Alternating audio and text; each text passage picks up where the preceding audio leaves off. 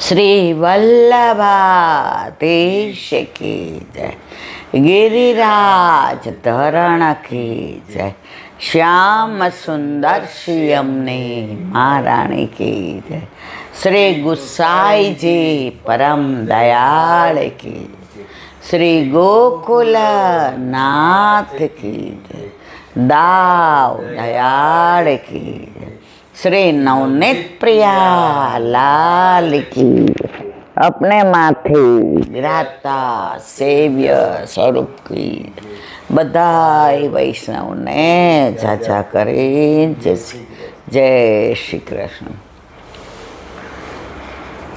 माहौल बदलायो थोड़ो, રીમઝીમ વરસાદ, પણ હજી અષાઢી બીજથી જે માહોલ જામે અને જે રીમઝીમ વરસાદ પડે. આજે એક વૈષ્ણવે ધોળ ગાયું તો મને યાદ નથી, પણ સરસ હતો. ગોકુળ ગામ રળિયામણું રે, ગોકુળ ગામ રળિયામણું રે, ઝરમર વરસે મેહુલો મારા વાલા, ઝરમર વરસે મેહુલો મારા વાલા, ગોકુળ ગામ રળિયામણું રે, ગોકુળ ગામ રળિયામણું રે, ગાયો ચરાવી ઘેર આવતા રે, ગાયો ચરાવી ઘેર આવતા રે, ભીંજે છે દીનો નાથ મારા વાલા, ભીંજે છે દીનો નાથ મારા વાલા, ગોકુળ ગામ રળિયામણું રે, ગોકુળ ગામ રળિયામણું રે, વાટ જુએ છે નંજી ડેલીએ રે, વાટ જુએ છે નંજી ડેલીએ રે, યશોદાજીનો હરખન માય મારા વાલા, યશોદાજીનો હરખન માય મારા વાલા, ગોકુળ ગામ રળિયામણું રે, ગોકુળ ગામ રળિયામણું રે, પ્રભુને જોઈ આરતી ઉતારતા રે, પ્રભુને નિરખીને આરતી ઉતારતા રે, ચારે બાજુ નજરે દીઠે નંદલાલા, ચારે બાજુ નજરે દીઠે નંદલાલા, ગોકુળ ગામ રળિયામણું રે, ગોકુળ ગામ રળિયામણું રે, ઠકરાણી ઘાટ સોહામણા રે, ઠકરાણી ઘાટ સોહામણા રે, નાચે તે થઈ થઈ નાથ મારા વાલા, નાચે છે થઈ થઈ નાથ મારા વાલા, ગોકુળ ગામ રળિયામણું રે, ગોકુળ ગામ રળિયામણું રે, યમુનાજી નિરખવા આવ્યા રે, યમુનાજી નિરખવા આવ્યા રે, દર્શન દઈને રાજી થાય મારા વાલા, દર્શન દઈને રાજી થાય મારા વાલા, ગોકુળ ગામ રળિયામણું રે, ગોકુળ ગામ રળિયામણુને વલ્લભના સ્વામી શામળા રે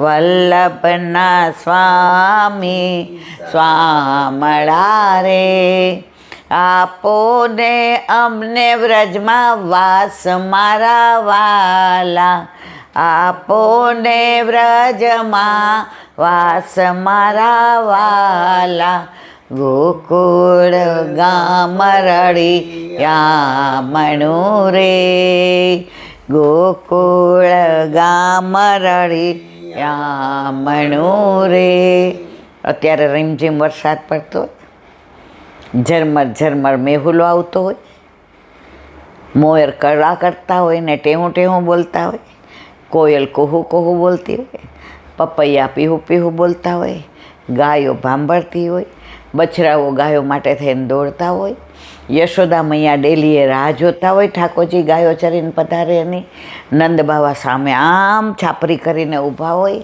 ગોપીઓનો વિરહ ન સમાતો હોય એટલે કોઈ અટારીએ ને કોઈ બારીએ ને કોઈ ઝાડની ઓથમાં ને કોઈ યમુનાજીએ ને આમ કરીને પ્રભુની રાહ જોતા હોય વ્રજવાસીઓ તરત કે હવે આપણા બધાનો આવવાનો ટાઈમ થયો કારણ કે સાંજ પડી દીવા કરો દીવા કરો દીવા કરો માળે ગાયો ચરાવે ગોકુળમાં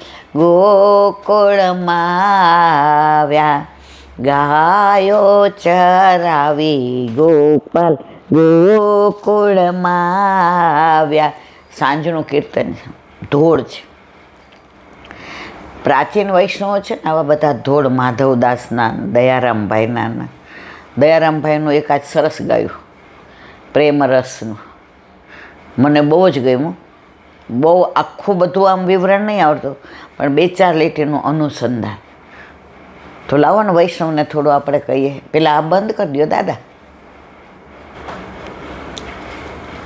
તો દયારામભાઈનું આ ધોળ મને બહુ જ ગમ્યું બધા એને અવસર છે આંખ મારી ઉઘડે અલું ના હું શું જાણું રે વાલે મુજમાં શું દીધું શ્રીનાથજીનું વદન કમળ જોયું મેં તો શ્રીનાથજીનું પછી જે કોઈ પ્રેમ અંશ અવતરે આવા કેટલી બધી ગરબી ને કેટલા બધા ધોળ ને દયારામભાઈના તો આજે આ તમે મને કીધું કે આ મને બહુ ગમે છે મેં કીધું લાવો જો ભલે બધું જ ન આવડે પણ 2-4 શબ્દોનો અર્થ વલ્લભ કૃપા કરે તો આ ધોળની અંદર ઘણું બધું દયારામભાઈ કહે છે જે કોઈ પ્રેમ અંશ અવતરે પ્રેમ રસ તેના ઉરમાં ઠરે પાણી ડોળાયેલું હોય ને પછી તમે એના ઘડા ભરો નાવ ને ભેંસ પડે ને તો વધુ ડોળાય પણ બપોરે શું પછી બધા સૂઈ ગયા હોય કોઈની અવર જવર ન હોય એટલે એ પાણી ડોળાયેલું શાંત થઈ જાય એટલે ડોળ બધો નીચે બેસી જાય ને પાણી ઉપર સ્વચ્છ થઈ જાય પીવા જેવું થાય ઘરે ભરીને લઈ જવા જેવું થાય તો એવી રીતે પ્રેમ જે કોઈ પ્રેમ અંશ અવતરે પ્રેમ રસ તેના ઉરમાં ઠરે જો તમે પ્રેમ રસમાં ઓળઘોળવો તો એના પહેલાંમાં પ્રેમ રસ ઠરે બધાયમાં ન ઠરે તમે ગરમ વાસણમાં ગરમ વસ્તુ નાખો ને તો એ ઠરે નહીં આપણે ઘણીવાર છોકરાઓ સ્કૂલે જતા હોય કે ઠાકોરજીને મંગળાનો સમય થયો હોય એટલે આપણે શું કરીએ કે દૂધ સારું જરાક હજી આમ ગરમ છે હવે જારીજી ભરાઈ ગયા છે માખણ મિશ્રી તૈયાર છે ગોરસ તૈયાર છે સૂકો ને લીલો મેવો તૈયાર છે મીઠાઈ સ્વીટ તૈયાર છે હવે દૂધ માટે થઈને ઠાકરજીને અવેર થાય એટલે આપણે શું કરીએ મોટું વાસણ લઈ અને એની અંદર દૂધ પધરાવીએ 5 મિનિટમાં ઠંડુ થઈ જાય અને પછી કટોરીમાં, એ જ વસ્તુ કટોરીમાં રાખી હોત તો ઠંડુ ના થાત. તો અહીંયા કહે છે જે કોઈ પ્રેમ અંશ અવતરે પ્રેમ રસ તેના ઉરમાં ઠરે. પ્રેમ રસ અવતરે ને એને, પછી બધાના હૃદયમાં ન ઠરે, ગરમ પાત્રમાં ન ઠરે. તો દયારામભાઈ કહે છે જે પ્રેમંશ, જો આપણે બધા પ્રેમંશ, કેમ વલ્લભે આપણને 10મી ભક્તિ કઈ આપી છે? પ્રેમ લક્ષણા. 9 ભક્તિ પ્રહલાદને ભાગવતમાં, એ બધા આપણે જાણીએ, સ્મરણ ને શ્રવણ ને કીર્તન ને પાદ સેવન, અર્ચન, દાસ્ય, સખ્ય, આત્મનિવેદન અને છેલ્લી કઈ આવે? પ્રેમ. તો અહીંયા કહે છે કે જે પ્રેમ રસ હોય ને એનામાં પ્રેમ રસ ઠરે. જો મોહનથાળ કરીએ ને એ ખૂબ જ ગરમ હોય, પછી આપણે એના ચકતા પાડવા હોય ને એટલે નાની ચોકી હોય, લગભગ બધા વૈષ્ણવ ઘરે હોય. આપણે મને લાગે રાજકોટથી લાવ્યા છે. સહેજ ઘી પાથરી દઈએ અને પછી અંદર કરીએ, કલાકમાં એવો સરસ ઠરી જાય. ઉપર આપણે બદામના ઓલા છાંટી દઈએ અને પછી એના ચકટા પાડીએ તો ઠાકોરજીને શ્રીહસ્તમાં લેવાનું મન થાય. પણ એ જ વસ્તુ આપણે ગરમ ગરમ પેલી ચોકીમાં કરીએ તો ના ઠરે. તો પ્રેમ રસ જે કોઈ અવતરે પ્રેમ રસ તેના ઉરમાં ઠરે. સિંહણ કેરું દૂધ હોય તે સિંહણ સૂતને જરે. સિંહણનું દૂધ હોય ને એ સિંહના બચ્ચાને જ કામનું, બીજા મોઢામાં ન લઈ શકે, પચાવી ન શકે. જો ઘણીવાર એવું બને કે ભેંસનું બચ્ચું હોય એ ગાય પાસે આવી જાય, ગાયનું, પણ ક્યાંય તમે એવું ન જુઓ કે ભેંસ સિંહનું બચ્ચું હોય ને એ સિંહનું દૂધ જ પીએ, એને બીજા દૂધની ખબર જ ન હોય, જેમ ચાતક પક્ષી. તો અહીંયા શું કહે છે? સિંહણ કેરું દૂધ હોય તે સિંહણ સૂતને જરે. એ સિંહણના સૂતને જ ફાવે. ઓલા રાજા રજવાડા હોય ને એ લડવા જતા હોય, એના હાથમાં તલવાર હોય, એ શૂરવીર હોય, એનામાં આમ જોમ હોય, યુદ્ધભૂમિમાં જવાનો એને ડર ન હોય. જેવું ખબર પડે કે યુદ્ધ, યા હોમ કરીને પડો મેદાન ફતેહ છે આગે. આજે શિવાજી એકલા પહોંચી વળતા હતા, એને કોઈને બીક જ નહોતી. એનામાં એવું જોમ હતું, એવું શૌર્ય હતું. તો અહીંયા શું કહે છે કે સિંહણ કેરું દૂધ હોય તે સિંહણ સૂતને જરે. એ સિંહણ સૂત જ પીએ. કનક પાત્ર પાખે સૌ ધાતુ ફોડીને નિસરે. સિંહણનું દૂધ હોય ને સોનાના પાત્રમાં જ રહે, બીજા કોઈ પણ ધાતુમાં એ લ્યો તો પાત્ર ફોડી નાખે, એમાં કાણા પડ્યા વિના રહે જ નહીં, એ દૂધ જરી જાય. સિંહણનું દૂધ એમના નથી. આજે કોઈ સિંહણ દોવા દે? એ શું કહેવાય કે સિંહનો બચ્ચો છે, આ કંઈ બકરીનું બચ્ચું નથી. બીએ પેલાના જમાનામાં રાજા રજવાડા હતા ને, એટલે રાજાનો કુંવર હોય ને એ ક્યાંય પેલું થાય એટલે તરત બધા એમ કે સિંહનું બચ્ચું છો, ને કાંઈ પેલું થાય એટલે આપણે શું કહીએ? નાનું તોય નાગનું બચ્ચું છે. એ કરડે તો એટલી જ અસર થાય જેટલું નાગ કરડે. તો અહીંયા શું કહે છે? કનક પાત્ર પાખે સૌ ધાતુ ફોડીને નિસરે. સિંહણનું દૂધ સોનાના પાત્રમાં જ સમાય. ચાંદી નહીં, રૂપ હોય નહીં, ત્રાંબ હોય નહીં, પિત્તળ નહીં, સ્ટીલ નહીં, માટી નહીં. કારણ કે દૂધ તમે ક્યાંય સાંભળ્યું કે સિંહે દોવા દીધું?